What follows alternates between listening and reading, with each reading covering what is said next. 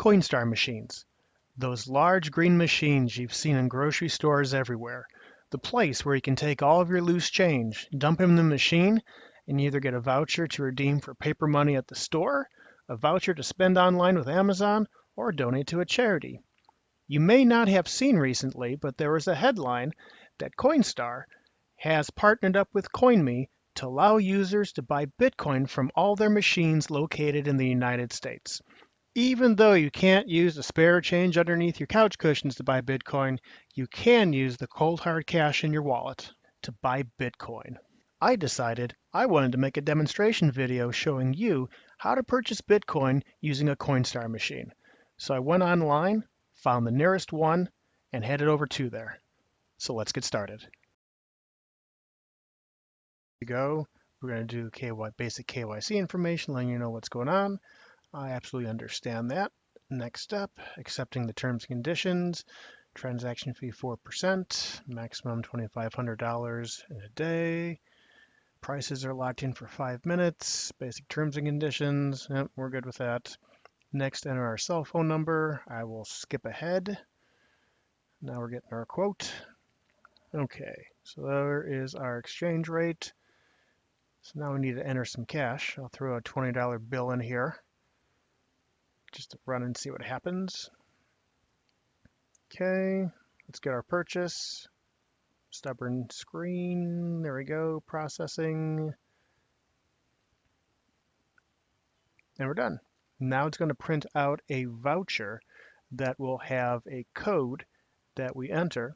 But before we do that, we're going to need to set up an account online and pull out the slip here. And there we go. It's got the code, got the basic information. So now we're going to go online and set up our wallet. So we're going to want to go to coinme.com/redeem. We're going to start with our basic KYC info, email, phone number, first and last name and address. I'll skip ahead to that. Next step, we need to verify our identity. So select this, and we have a government issued ID to choose from: passport, driver's license, or an identity card. We're going to go with driver's license. I'll upload the file. Okay. Next, need to upload the back side of our driver's license, so we'll do that. And that's in motion. Then we have to do a selfie to verify that we are the face on the government ID. So we've uploaded that. Okay. Take about 5 minutes to finish the setup online. Next, we're going to go to our wallet. So we're going to enter our driver's license number, and it'll match what's been uploaded previously. Since it's a new account, we're going to want to click on I want a new empty account. If you'd already have an account and we're making a second purchase or a third purchase or so on, we'd click on I've already used a Coinme machine. So now we're going to be entering our password. Okay, verify that again. Now we've got that entered. Okay, and then here is where we would enter the PIN number from the voucher that we got from the machine. Phone number and redemption code are already entered. And here we have our wallet. So let's see. Yep, $20 is entered in, minus the fee, the 4% fee. It's got the date. And while we're here, let's check out some of the other features of this online wallet. So here's an address where you can send it to and receive.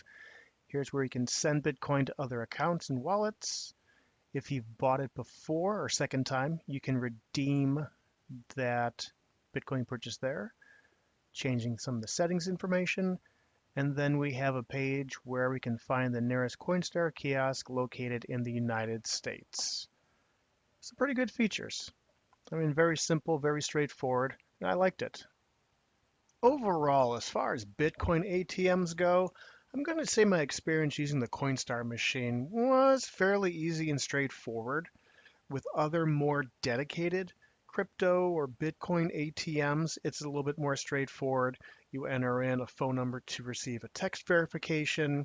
Depending on who you're using, you might have to enter some basic KYC info, such as your name, or depending on the dollar amount that you are depositing, you might have to make a copy of your government issued ID.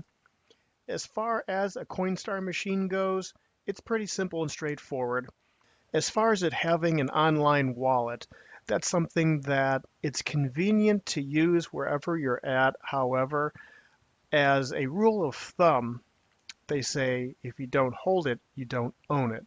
So in the case with the $20 of Bitcoin that I purchased, I'm going to move that to a Bitcoin wallet that I have either on my phone or on my computer where it'll be in my possession. Because right now with that Coinstar account, it is credited to that email address, but you're not able to download the private keys. You don't own the private keys, which if you're new to purchasing cryptocurrencies, it's a technical detail you don't have to worry about too much.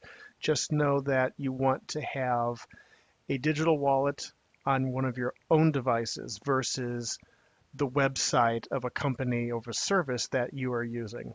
As far as fees go with the Coinstar machine, when you include the 4% fee on top of the 5% fee that's charged, you get a total 9%, which as far as ATMs go is about middle range. I've seen anywhere between 7% to upwards of 15% for fees, so that's not too bad. If you're looking to purchase Bitcoin on an ongoing basis, you'd be better off getting signed up with a service such as the Aber wallet or Coinbase or the Monarch wallet, where the fees are typically below 5%. So as far as a cash option goes, this isn't too bad. Plus you have the convenience that there's a lot of locations across the US that is easy and convenient to get to as well as look up. So that sums it up. Thanks for watching, everyone. You can stay up to date on new podcasts, posts, and videos by heading over to the main website, TinyCryptoBlog, or by following on the multiple social media platforms listed in the description below. Be well, everyone. Talk to you soon.